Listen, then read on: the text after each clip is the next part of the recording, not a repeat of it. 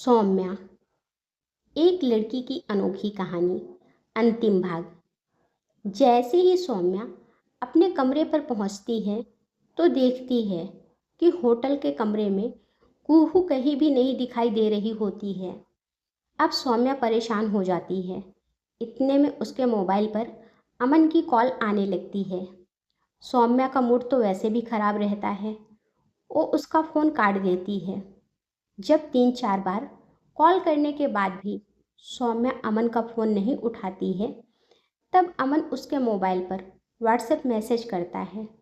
जैसे ही सौम्या वह मैसेज पढ़ती है, उसके पैरों से ज़मीन खिसक जाती है, क्योंकि उसमें लिखा होता है कि तुम्हारी बेटी मेरे पास है और अगर तुम उसको बचाना चाहती हो तो जो मैं एड्रेस भेज रहा हूँ, चुपचाप वहाँ पर पहुँच जाओ। सौम्या तुरंत अमन को फ़ोन मिलाती है और दौड़ती हुई होटल से बाहर टैक्सी के लिए पहुंच जाती है। इतने में ही राज की मीटिंग कैंसिल हो जाने के कारण वह वापस होटल पहुंच जाता है। राज की नज़र जब सौम्या पर पड़ती है तो वह देखता है कि सौम्या बार बार आंसू पोंछे जा रही थी और वह रोए जा रही थी। राज जब सौम्या को देखता है तो उससे रहा नहीं जाता। वह जाकर सौम्या से बात करने की कोशिश करता है। तब सौम्या कहती है, तुम मुझे मेरे हाल पर छोड़ दो, जाओ यहाँ से। एक तो वैसे भी टैक्सी नहीं मिल रही और तुम मेरा अलग से दिमाग खराब कर रहे हो। तब राज कहता है, अच्छा इतना तो बता दो कि तुम रो क्यों रही हो और तुम्हें जाना कहाँ है। तब सौम्या रोती हुई बताती है कि उसके पति ने, जिसको वह तलाक दे चुकी है, उसकी बेटी का अपहरण कर लिया है और उसे जल्दी से जल्दी उसके पास पहुंचने के लिए कहा है, नहीं तो पता नहीं वह मेरी बेटी के साथ क्या करेगा। तब राज सौम्या से कहता है, चलो मेरी कार में बैठो, लेकिन सौम्या मना कर देती है। तब राज जबरदस्ती सौम्या का हाथ पकड़कर उसे अपनी कार में बैठाता है और गाड़ी आगे बढ़ा देता है और सौम्या को कहता है, मुझे नहीं लगता है तुम्हें अपनी बेटी से ज़्यादा अपना ईगो प्यारा होगा, एड्रेस बताओ। तब सौम्या राज को अमन का भेजा हुआ एड्रेस बताती है। राज बहुत तेज़ी से गाड़ी उस एड्रेस पर पहुंचा देता है। तब सौम्या कहती है, मुझे छोड़ने के लिए थैंक यू, अब तुम जा सकते हो। अब जो भी होगा मैं आगे खुद देख लूँगी। राज सौम्या को जाते हुए देखता रह जाता है, लेकिन जैसे ही सौम्या अंदर जाती है, राज सौम्या के पीछे पीछे पहुंच जाता है और दरवाजे के पीछे छुपकर खड़ा हो जाता है। सौम्या जैसे ही अमन के पास पहुंचती है, अमन उसको देखकर खुश हो जाता है और कहता है, मेरी प्यारी एक्स वाइफ, मैं तुम्हारा ही इंतज़ार कर रहा था, तुम्हें फिर से अपना बनाने के लिए। तब सौम्या चिल्लाकर बोलती है, शैतान कहीं के, बताओ मेरी बेटी कहाँ है। तब अमन ज़ोर से हंसने लगता है, कहता है, इतनी भी क्या जल्दी है, तुम्हें तुम्हारी बेटी मिल जाएगी। पर क्या तुम्हें पता है तुम्हारी बेटी का बाप कौन है। तब सौम्या अमन के ऊपर फिर से गुस्सा करती है, तुम्हें क्या मतलब है मेरी बेटी के बाप से, वह चाहे कोई भी हो, पर मेरी बेटी सिर्फ मेरी है। फिर अमन कहता है, जब तुम्हारी बेटी बड़ी होगी और अपने बाप के बारे में पूछेगी, तब तुम उसे क्या जवाब दोगी, कभी सोचा है तुमने। सौम्या की आंखों में आंसू आ जाते हैं। वह कहती है, अमन प्लीज़ मुझे मेरी बेटी दे दो, बाकी मेरी किस्मत में जो लिखा होगा मैं सब संभाल लूँगी, मैं अपनी बेटी को समझा लूँगी। अमन कहता है, अरे इतनी भी क्या जल्दी है, अभी तो तुम्हें एक राज की बात बतानी है, उसे बगैर सुने कैसे जाओगी तुम। तब सौम्या पूछती है, कौन सी राज की बात। तब अमन कहता है, तुम्हारी बेटी का बाप कोई और नहीं बल्कि मैं ही हूँ। सौम्या चिल्लाकर कहती है, तुम झूठ बोल रहे हो, ऐसा हो ही नहीं सकता, क्योंकि मेरी शादी के 2 घंटे बाद ही तुम मुझे छोड़कर चले गए थे।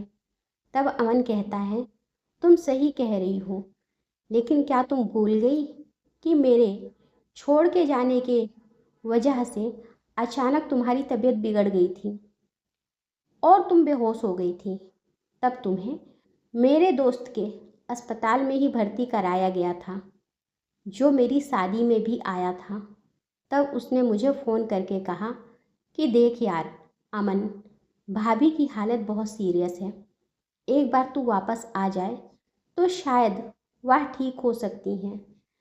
तब मैंने उससे कहा, वह जिए या मरे मुझे कोई फ़र्क नहीं पड़ता। तब उसने मुझे रिक्वेस्ट की कि अपनी पत्नी के लिए ना सही, मेरी पेशेंट के लिए आ जा, शायद वह ठीक हो जाए। दोस्त था मेरा, कैसे ना मैं उसकी बात मानता। जब मैं अस्पताल पहुंचा तो उसने मुझे बताया कि तुम्हें बार बार दौरे पड़ रहे थे, इस वजह से तुम्हें बेहोशी का इंजेक्शन लगाया गया है। एक बार जाकर देख लो उसको, उसके होश आने तक इंतज़ार कर लो, हो सकता है तुम्हें देखकर वह ठीक हो जाए। जब मैं तुम्हें देखने तुम्हारे बेड पर गया तो तुम दुल्हन के लिबास में बहुत खूबसूरत लग रही थी, और तुम थी भी तो मेरी पत्नी ही, इसीलिए मैंने तुम्हारे साथ सुहाग रात नहीं बल्कि सुहाग दिन मना लिया। इतना सुनते ही सौम्या अमन के पास जाकर जोर से थप्पड़ मारती है और कहती है, नीच, तुझे शर्म नहीं आई ऐसा काम करते हुए? अमन बेशर्मी से हंसते हुए कहता है, कैसी शर्म, आखिर थी तो तुम मेरी पत्नी ही ना। अब सौम्या कहती है, वह पत्नी जिसे तुम 2 घंटे में छोड़कर चले गए थे? क्या क्या सपने नहीं देखे थे मैंने तुम्हारे साथ। शादी के पहले ही तुम्हें अपना सब कुछ मान लिया था मैंने, पर मुझे नहीं पता था कि मेरा होने वाला पति इंसान नहीं शैतान है। मुझे छोड़कर जाने का गम मैं बर्दाश्त नहीं कर सकी। मैं तो मरना चाहती थी, पर भगवान ने मेरी किस्मत में बहुत कुछ अच्छा लिखा था तुम जैसे शैतान से मिलवाने के बाद। इसीलिए जब मैंने खुद को संभाला तब मुझे पता चला कि मैं एक बच्चे की माँ बनने वाली हूँ, तो उसके जीवन के लिए मुझे अपना जीवन संवारना ज़रूरी लगा। इसीलिए मैंने जी तोड़ मेहनत करके पढ़ाई की और मैं आज देश की जानी मानी सर्जन साधना सहगल हूँ। और तुम मुझे दीनहीन अबला नारी समझने की कोशिश मत करना। रही बात मेरी बेटी की, तो भगवान ने जब उसे मुझे दिया है तो कोई उसे मुझसे दूर भी नहीं कर पाएगा। इतना मुझे अपने भगवान पर पूरा यकीन है।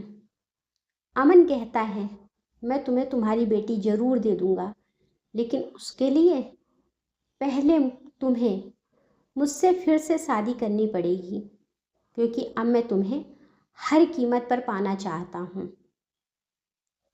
और अमन कुहू को बुलाता है।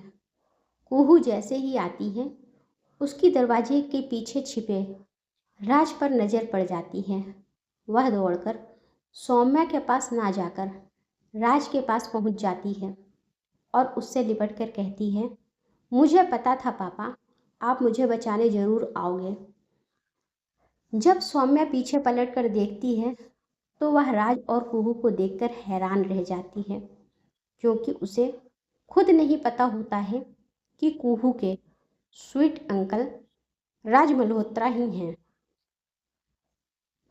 अब राज कुहू को गोद में लिए हुए सामने आ जाता है और सौम्या का हाथ पकड़कर कहता है, ये मेरी फैमिली है और तुझे तो पता ही होगा कि मैं कौन हूँ। अगर आज के बाद तूने मेरी फैमिली की तरफ आंख उठाकर भी देखा ना, तो मैं तुझे जान से मरवा दूंगा और किसी को पता भी नहीं चलेगा, समझे? अमन राजपूत। अमन राज मल्होत्रा को देखकर बुरी तरह से डर जाता है, क्योंकि उसे उसके पैसे और पावर की अच्छे से जानकारी थी। राज सौम्या का हाथ पकड़कर और कुहू को गोदी में लेकर वहां से निकल आता है। सौम्या हैरानी के साथ राज मल्होत्रा के साथ चल देती है। उसके मन में यही ख्याल चल रहा होता है कि जो इंसान सिर्फ एक बार उससे टकराने से उसको इतना बुरा भला कह सकता है, वह इंसान अंदर से इतना अच्छा होगा, वह सोच भी नहीं सकती थी। राज और सौम्या जब होटल पहुंचते हैं तब कुहू सौम्या को बताती है, मम्मा, यह वही अंकल हैं जिन्होंने लिफ्ट में मेरी जान बचाई थी। आपको इन्हें थैंक यू बोलना चाहिए और आज से मैं इन्हें अंकल नहीं बल्कि पापा कहूँगी, क्योंकि मैं जब भी मुसीबत में होती हूँ तो जैसे एक पापा अपनी बेटी की रक्षा करते हैं, वैसे ही ये अंकल भी मेरी रक्षा करते हैं। इसीलिए ये मेरे अंकल नहीं, मेरे पापा हुए। सौम्या कुछ नहीं बोलती, बस उसकी आंख से आंसू बहते रहते हैं। तब राज कुहू को गोदी में उठाकर कहता है, हम तो आपके पापा बनेंगे, पर आप अपनी मम्मी से पूछिए, क्या वह हमको अपना हस्बैंड बनाएंगी। सौम्या बस इतना ही बोलती है, मैंने अपनी ज़िंदगी में बहुत धोखे खाए हैं राज, मुझे समय चाहिए। अगर मुझे लगा कि मैं तुम्हारे लायक हूँ तो एक दिन तुम मेरे हस्बैंड ज़रूर बनोगे। और हाँ, तुम्हारी दादी का इलाज करने के लिए तैयार हूँ, वो भी फ्री में। मैं, क्योंकि तुमने जिस डॉक्टर से अपनी दादी के इलाज के लिए अपॉइंटमेंट लिया था वह मैं ही हूँ। वक्त के साथ साथ जब सौम्या को एहसास होने लगता है कि कुहू राज के बिना नहीं रह पाएगी और वह भी राज को प्यार करने लगी है, तो वह शादी के लिए हाँ कर देती है और दोनों एक अच्छे पति पत्नी और माता पिता के रूप में जीवन बिताने लगते हैं। कहानी अच्छी लगी हो तो लाइक करें और मेरे चैनल को सब्सक्राइब करें। Thank you.